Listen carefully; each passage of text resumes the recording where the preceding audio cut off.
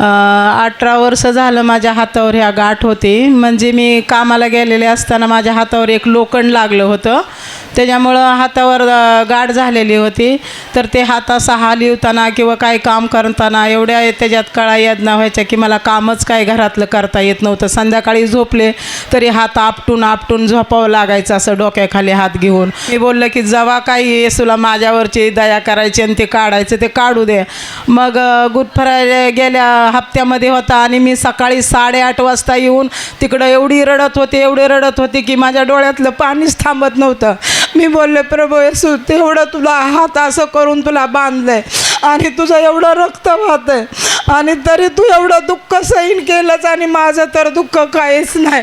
एवढं मी सकाळी 8:30 वाजल्यापासून संध्याकाळी 6 वाजेपर्यंत रडतच होते.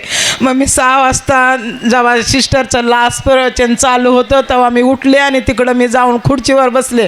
तेव्हा माझ्या डोळ्यातनं पाणी थांबलं आणि त्याच्यानंतर मग मी जेव्हा घरी जात होते हाताला बघितलं इकडं तिकडं हे करून, तर मी बोलले, येशू, माझी एवढी हातावरची तू गाठ काढून टाकलीस, तुझं उपकार किती आणि तू किती माझ्यावर प्रेम करतोस आणि किती माझ्या मोठ्या बिमाऱ्या तो काढून टाकल्यास.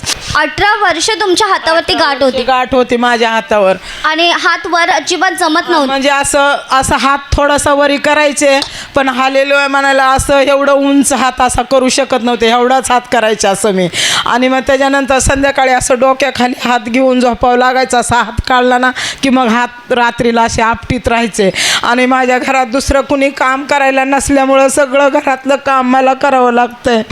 एवढा त्रास भयानक सुरू होता. आणि गुड फ्रायडेच्या दिवशी गेल्या शुक्रवारी तुम्ही ते येशूच्या स्टॅच्यूजवळ तुम्ही रडत होता. 8:30 वाजल्यापासून संध्याकाळी 6 वाजेपर्यंत मी रडतच होते. माझ्या डोळ्यातलं थोडं पण पाणी कमी झालं नव्हतं रडण्याचं. मी येशूच्या असे हात केलेलं ती बघायचे आणि मी रडायचे, म्हणायचे, माझ्या हातावर एवढी गाठ आहे तर मला एवढं दुःख होतं आहे. येशू, तुला तर एवढं सगळं काय असून तुला किती दुःख होतं असेल म्हणून मी रडतच होते. माझं पाणी डोळ्याचं थांबत नव्हतं. आणि घरी जात असताना पाहिलं तर तुमचं गाठ नष्ट झाली. मी रिक्षात बसलेले घरी जात होते. मी बघ असं करून बघते, इकडं तिकडं चापसते. बाई, माझ्या हाताला एवढी मोठी गाठ होती, ते कुठंच काय दिसत नाही, माझा हात पण दुखत नाही. म्हणून मला एवढी खुशी झाली की मी कधी जाते रविवारी प्रार्थनाला आणि मी कधी तिकडं साक्ष्या देते.